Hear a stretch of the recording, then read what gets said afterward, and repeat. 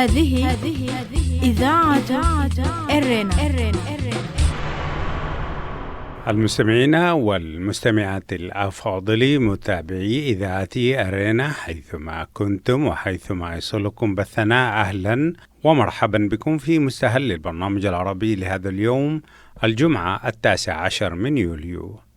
كما عودناكم مستمعي ومستمعات الأفاضل نستهل برنامجنا معكم بنشرتنا للأخبار، وضمن حلقات برنامجنا في ثقافية يوثق الزميل أحمد شريف وفي الحلقة الثالثة لمسيرة الفنان الإريتري المبدع عثمان عبد الرحيم.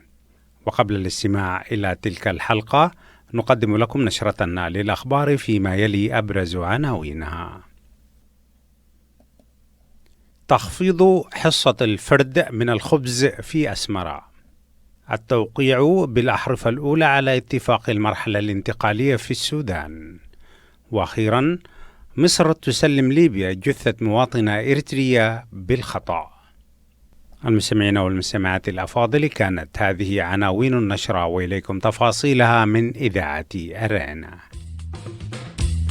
هذه إذاعة إرنا. أصدر القسم الاقتصادي للجبهة الشعبية أمرا بتخفيض حصة الفرد من الخبز إلى خبزة واحدة في اليوم، مع زيادة سعرها نتيجة لانعدام الخبز بسبب إغلاق الحدود مع إثيوبيا. وتفيد مصادر إذاعة أرينا بأن الخبز الواحدة التي تزن 100 جرام زاد سعرها 25 سنتيما لتصبح بنقفة 51 سنتيما، وبموجب كوبون الصرف يحصل الفرد على خبزة واحدة في اليوم، بعد أن كانت حصة الفرد وبحسب نفس الكوبون خبزتين في اليوم. ويتحكم القسم الاقتصادي للجبهة الشعبية في توزيع الدقيق على المخابز وعلى توزيع الخبز على نقاط البيع المخصصة في كل حي من أحياء العاصمة. وكانت كميات الخبز القادمة من إقليم تيغراي المجاور قد أدت إلى خفض الأسعار وإتاحة كميات كبيرة للمواطنين في العاصمة، ولكن قفل الحدود أعاد العمل بنظام التوزيع بموجب الكوبونات الذي كان سائدا قبل فتح الحدود. وقع نائب رئيس المجلس العسكري الانتقالي حمدان دوغلو حميدتي وأحمد ربيع من قوى الحرية والتغيير بالأحرف على اتفاق الهياكل السياسية للمرحلة الانتقالية في السودان، والتي تضم تحديد المهام في المرحلة وتكوين مجلس السيادة ومجلس الوزراء، بينما تم إرجاء التوقيع على الإعلان الدستوري إلى مساء اليوم، وذلك نسبة لوجود خلافات حول بعض النقاط. وتم التوقيع بحضور المبعوث الأفريقي محمد الحسن والدبات والإثيوبي محمود درير، والذي قال بأن الاتفاق يمثل مرحلة مهمة في تاريخ السودان وأفريقيا. وأقر الاتفاق كذلك على أن يتم تكوين المجلس التشريعي خلال 90 يوما من تكوين المجلس السيادي، وفي هذه الفترة تؤول سلطات المجلس المنتظر إلى مجلس الوزراء وتصدر القوانين باعتماد مجلس السيادة. كما تم الاتفاق على تكوين لجنة تحقيق مستقلة وشفافة حول مجزرة القيادة العامة وأحداث العنف التالية والتي سبقتها. ولم يتناول الاتفاق مسألة الحصانة والتي كانت حجر عثرة أمام توقيع الاتفاق. ذكر موقع بوابة أفريقيا الليبي المتخصص في الشؤون الأفريقية بأن نيابة حوادث جنوب القاهرة تحقق مع 3 من العاملين في مشرحة زينهم في واقعة تسليم جثة فتاة إريترية بالخطأ إلى ليبيا. وقال موقع بوابة أفريقيا أن موقع المصراوي أفاد بأن التحقيقات أظهرت أنه أثناء ذهاب محسن نصر الموظف بسفارة إريتريا بالقاهرة لاستلام جثة فتاة إريترية تبلغ من العمر 18 عاما، تبين أن الجثة تم تسليمها إلى محمد العريف الموظف بسفارة ليبيا عن طريق الخطأ، وتم ترحيلها إلى ليبيا. وتحفظت السلطات الليبية على الجثة في أحد المستشفيات الليبية تحت التصرف النيابة العامة الليبية. هذه إذاعة إرنا. المستمعين والمستمعات الأفاضل، بهذا الخبر نكون وإياكم قد وصلنا إلى نهاية نشرتنا الإخبارية، وفيما يلي تذكير بأبرز عناوينها: تخفيض حصة الفرد من الخبز في أسمرة، التوقيع بالأحرف الأولى على اتفاق المرحلة الانتقالية في السودان، وأخيرا مصر تسلم ليبيا جثة مواطنة إريتريا بالخطأ. استمعتم مستمعي ومستمعات الأفاضل إلى نشرة للأخبار قدمناها لكم من إذاعة أرينا. متابعة طيبة أتمناها لكم مع ما تبقى من فقرات برنامجنا. إذاعة إرينا، صوت مستقل لإريتريا. المستمعون الأعزاء في كل مكان، مرحبا بكم إلى حلقة جديدة في برنامج نافذة ثقافية. عزيزي المستمع، نقدم لكم اليوم الحلقة الثالثة الأخيرة من رحلة في حياة فنان مع الأستاذ عثمان عبد الرحيم، فأهلا ومرحبا بكم. هذه إذاعة أرينا. عزيزي المستمع، توقفنا في الحلقة الأخيرة أن الفتى لم يشأ أن يكون غريب الوجه واللسان في العاصمة الإثيوبية أديس أبابا، التي وصلها فقط ليحرر شهادة ميلاده الفني ليس إلا. الفتى بفطنته الفنية وارتباطه الوطني تأكد له أن ما يرمي إليه الناصح الإثيوبي الفني الكبير بتحريف لسانه من التجرينية والعربية إلى الأمهرية، أدرك أن في أحشاء النصيحة ما فيها، أدنى ما فيها التغني بأمجاد الغير ولغة الغير في أرض الغير. فعاد الفتى يسبقه الفرح بجناحه ويحمله الفخار بجناحين. عاد فأنى لهم فرقة أسمر الفنية رفضه هذه المرة، فتم الاعتراف به فنانا واعدا، وحررت شهادته الفنية وسط حضور فني حكومي كبير. عاد إلى مرتع صباه بعد أيام قليلة من ذلك الحدث. رجع الفتى إلى أسمرة وفي نفسه إباء وشموخ وشمم واعتراف بفنان ونجم من نجوم إريتريا الخالدين القادمين. وبالفعل أغنية فقر عور ولدت برسوخها، وهي بلا منازع واحدة من روائع الفن الإريتري الحديث المغنى بلغة التجرينيا، لذا كانت كفيلة بأن تنقل صاحبها من دائرة الاستجداء والعطف إلى حلبة الاحتفاء والاستقبال المفعم بكل احترام وتقدير. وأمام ذلك الاعتراف ومقالات الإعجاب التي قرأها الجمهور في العاصمتين، ما كان من الكبار والعمالقة في أسمرة إلا أن يستقبلوا الفتى الواثق الوثاب بترحاب جم، بل تم الابتهاج به صوتا جديدا منضما إلى فرقة أسمرة الفنية، لينسرب الصوت بين أسماع الناس لحنا آثرا شجيا وقف بشموخ في صفوف الكبار وأساطين الفن وأربابه. كيف لصبي يافع مغمور كان يدندن قريبا أو منذ أيام في فصول مدرسة الجالية العربية كأحد طلابها العاديين، يشخبط أصواته على إيقاع المقاعد في أوقات الراحة وتأخر دخول الأستاذ بعد خروج الآخر. مدرسة الجالية العربية أيام عزها وتألقها أهدت إلى الناس والدنيا صوتين عزيزين كبيرين: الأول صوت الأستاذ الراحل الفنان الأمين عبد اللطيف، والثاني صوت الفنان عثمان عبد الرحيم. من على طقطقات المقاعد والمناضد اعتلى عثمان المسرح الأسمراوي، بل وأصبح سيده بلا منازع.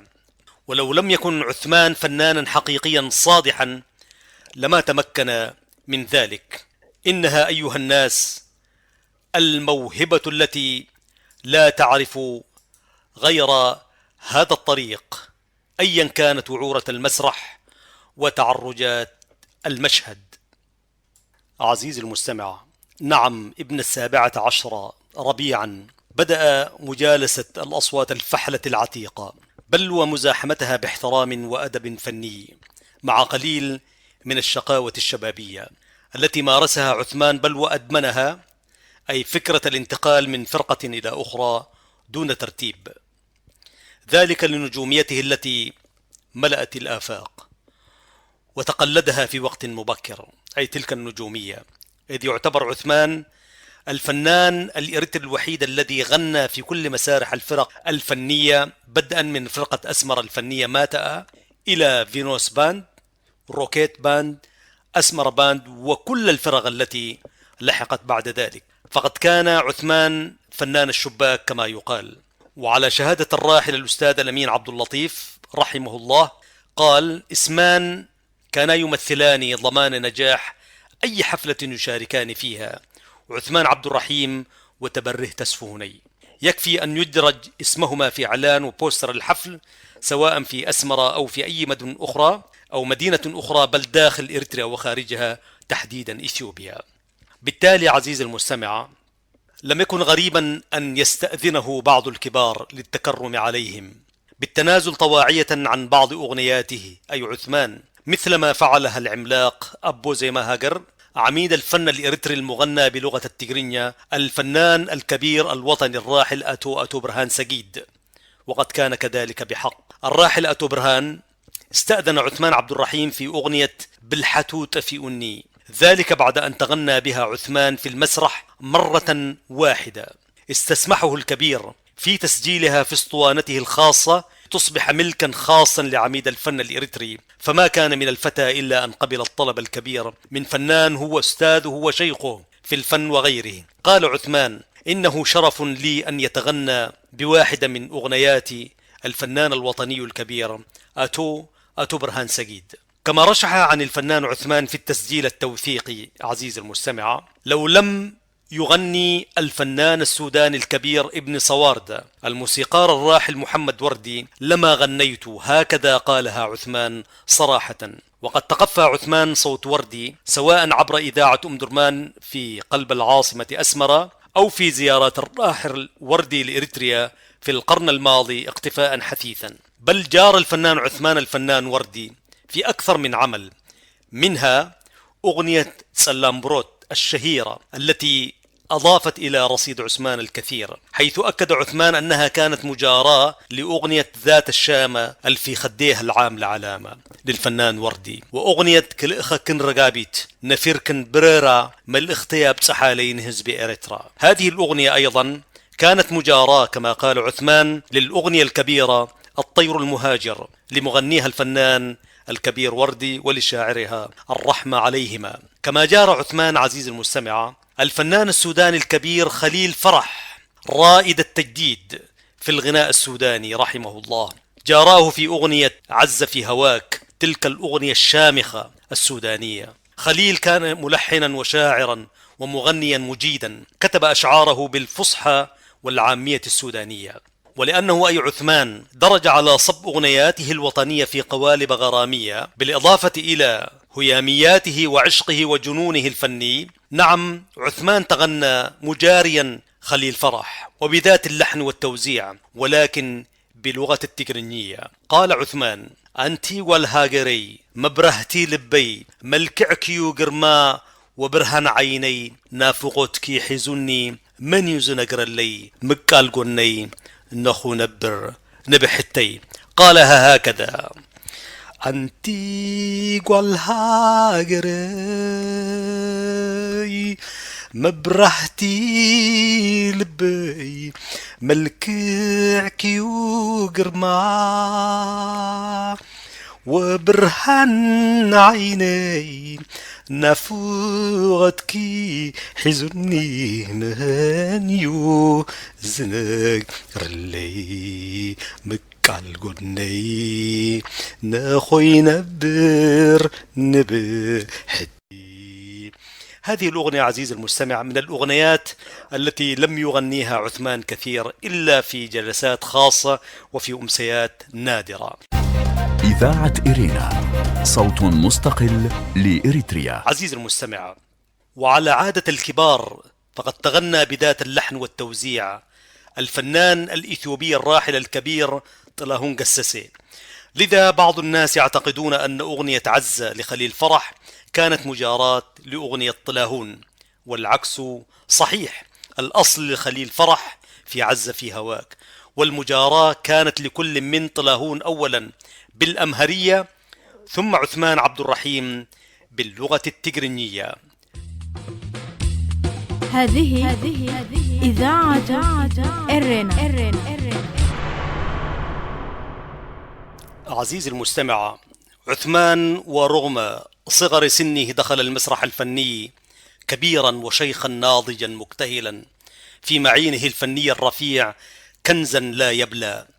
ولا يستغرب هذا التجلي من عثمان إذا كنا نعرف أن مصدر معظم أغنياته كانت اللغة العربية، وذلك عبر متابعته الأغاني العربية من إذاعة الشرق الأوسط في القاهرة أو إذاعة أم درمان وغيرها، وأيضا قراءاته للقصص العربية والروايات.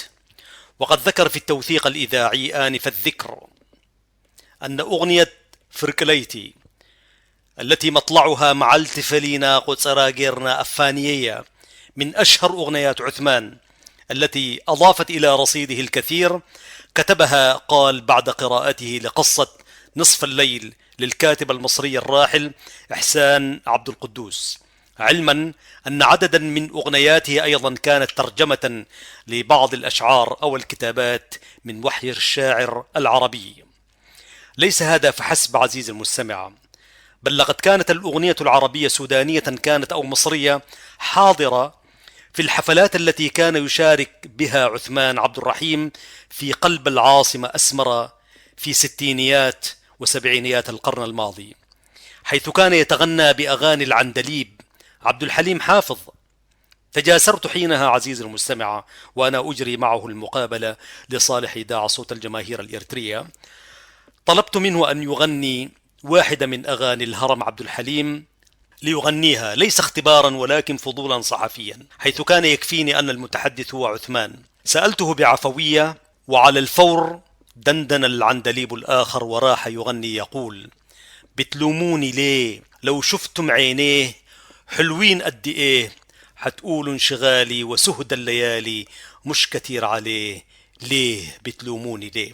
تخيل عزيز المستمع، هذا الفنان الصداح كان يغني مثل هذا، إنه عثمان عبد الرحيم. ودليلا على علاقة عثمان باللغة العربية ونهله من معينها، فإن معظم أغنياته الغرامية وغيرها المغناة بلغة التجرينية يكتبها بحروف عربية، ويكاد يتتأتأ في الكلمات المكتوبة بالحروف الجئزية للقصيدة التجرينية التي تغنى بها ليالي ملاح وسنوات باسمات.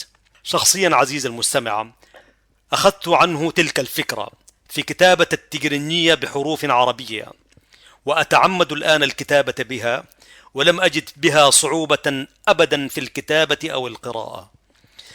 بالعودة إلى عثمان عزيز المستمع، فقد تغنى بأغنيات عربية ثورية قد لا تكون مشاهدة أو مسموعة في المكتبات العربية، منها أغنية منى للفنان الشاعر الصحفي الأستاذ محمود لوبينت، نتمنى له الصحة وموفور العافية. كلمات الأغنية تقول عزيز المستمع: لو كنت هاهنا حبيبتي منى لما عرفت من أكون ومن أنا، فهاهنا عواطفي تحجرت، إلى آخر مقاطع الأغنية الشعرية الجميلة، وقد شدى بها عثمان بالأستوديو ومحفوظة الآن في أرشيف إذاعة صوت الجماهير الإريترية. ومن منا سادتي ينسى نشيد بلاد الصامدين؟ علمينا يا بلادي يا بلاد الصامدين، علمينا كيف نحيا في هواك ونغني للحزان البائسين، لشاعرها أحمد سعد الرحمة والمغفرة. وقد تجلت قدرة عثمان الشعرية وتمكنه من اللغة العربية عزيزي المستمع في أنه كتب كلمات نشيد عربي رصين وهو على متن طائرة، كان ذلك أثناء الزيارة التاريخية لفرقة عشاق الوطن لمؤسسها وقائدها الفنان الخالد أبو خالد القابع في سجون النظام الدكتاتوري، كل التحية والتقدير. رحلة الفرقة كانت من إريتريا إلى اليمن في بدايات تسعينيات القرن الماضي، يعني في بداية سنوات التحرير. خلال ساعات، أي ساعات الرحلة من أسمرة إلى صنعاء، سطر عثمان نشيدا عربيا عميقا في دلالاته التاريخية، مستصحبا في كلماته حضارة اليمن العتيق.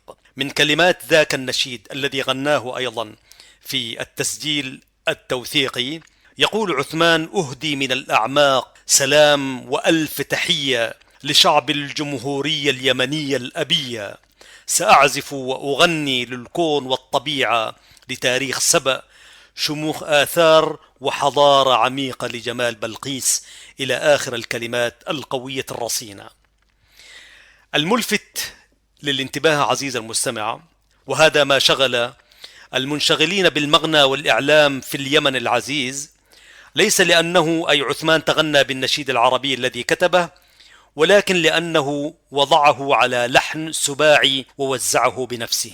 نعم، العمل الفني الجديد كتب ولحن على متن الطائرة وعلى السلم السباعي، وهو سلم غير مألوف لمن يتغنى على السلم الخماسي. أدهش الحضور اليمني الذي كان خليطا من الجمهور اليمني من أصول إريترية والإريتريين من أصول يمنية، حيث طلب الجمهور تقديم النشيد وإعادته أكثر من 3 مرات على خشبة المسرح القومي اليمني في صنعاء. ليس هذا فحسب، بل أجرى التلفزيون اليمني لقاء مطولا مع الفنان عثمان، وتم تسجيل النشيد داخل استوديو التلفزيون اليمني. بالعودة عزيز المستمع إلى مسألة السلم السباعي والخماسي، أقول واثقا إن من يتأمل أغنيات عثمان عبد الرحيم جيدا ويكون من المتخصصين في السلالم الموسيقية، أحسب أنه سيجد لونا خليطا في أغنيات عثمان من السلمين الخماسي والسباعي في عدد من أغانيه وألحانه. هنا أترك المسألة للمهتمين والباحثين حتى لا يصرفنا هذا الأمر عما نحن بصدد الحديث عنه والتوثيق له. عزيز الفاضل، علاقة عثمان باللغات الإريترية الأخرى أيضا لم تكن بعيدة، فهو أولا من مواليد مدينة مصوع كما أشرنا من قبل، ثم إن والدته رحمها الله رحمة واسعة وأدخلها فسيح جناته، حديثها مع ابنها خاصة في فترة الطفولة كانت بلغتها الأم أي لغة التجريت، فاللغة أي لغة التجريت مخزونة في عقله الباطني ويستطيع التحدث بها بفصاحة وطلاقة، رغم أنه يميل إلى التحدث بلغة النشأة والشباب، ولكنه في ذات الوقت يستريح في الحديث باللغة العربية إذا ما وجد من يتواصل معه بها، فهي مصدر ثقافته وإلهامه الشعري والفني، كما أنها كانت مصدر تعليمه بمدرسة الجالية آنفة الذكر. وفيما يخص لغة التجريت يكفي هنا الإشارة عزيز المستمع إلى واحدة من أجمل أغنياته، وهي أغنية إيداليكو مئي بلكي، تغنى بها في 70s القرن الماضي في تسجيل لم يكن واضحا، ولكنه في منتصف 90s القرن أعاد تسجيلها من جديد، لكنها لم تلقى حظها من الاستماع المنصت الواعي في تقديري. عثمان في هذا اللحن بدا كما لو أنه يغني بلغة التجرينيا، شخصيا أعزو ذلك إلى لونية الفرقة التي عزفت له، حيث المذاق اللوني يكون واضحا في أداء العازفين في أي عمل منقول من ثقافة إلى ثقافة أخرى. هذه إذاعة إرينا. عزيزي المستمع، عثمان أيضا تغنى بلغة الساهو، وهي الأغنية الوحيدة أي أغنية سنغبا خرجت تلك الأغنية إلى المستمعين في بدايات سنوات التحرير، تحديدا 93. الكلمات بالتأكيد ليست لعثمان، كما أن أغنيته أغنية التجريت ليست لعثمان، وأحسب أنها للفنان الشاعر الصحفي محمود أحمد لوبينت. هذا ظن وليست معلومة مؤكدة. عزيز المستمع وعزيزة المستمعة، سنكتفي بهذا القدر من حياة الفنان المخضرم عثمان عبد الرحيم في إذاعة إرينا الدولية، ولكن الحديث عن عثمان لا ينتهي أبدا ما دام في حلقنا صوت يشدو وآذاننا ليس بها وقر. متع الله عثمان عبد الرحيم بالصحة والعافية، وتقبلوا تحيات محدثكم أحمد شريف في الإعداد والتقديم، مقرونة بتحايا زملائي فتحي عثمان وبنيام سمعون، وأنتم كذلك أعزائي المستمعين. السلام عليكم وإلى لقاء. هذه إذاعة إرينا. المستمعين والمستمعات الأفاضل، أهلا وسهلا بكم مجددا فيما يلي أقدم لكم موجزا لأهم ما ورد في صدر نشرتنا الإخبارية لهذا اليوم. تخفيض حصة الفرد من الخبز في أسمرة. أصدر القسم الاقتصادي للجبهة الشعبية أمرا بتخفيض حصة الفرد من الخبز إلى خبزة واحدة في اليوم مع زيادة سعرها نتيجة لانعدام الخبز بسبب إغلاق الحدود مع إثيوبيا. وتفيد مصادر إذاعة إيرينا بأن الخبز الواحد التي تزن 100 جرام زاد سعرها 25 سنتيما لتصبح بنقفة 51 سنتيما. وبموجب كبون الصرف يحصل الفرد على خبزة واحدة في اليوم بعد أن كانت حصة الفرد وبحسب نفس الكوبون خبزتين في اليوم.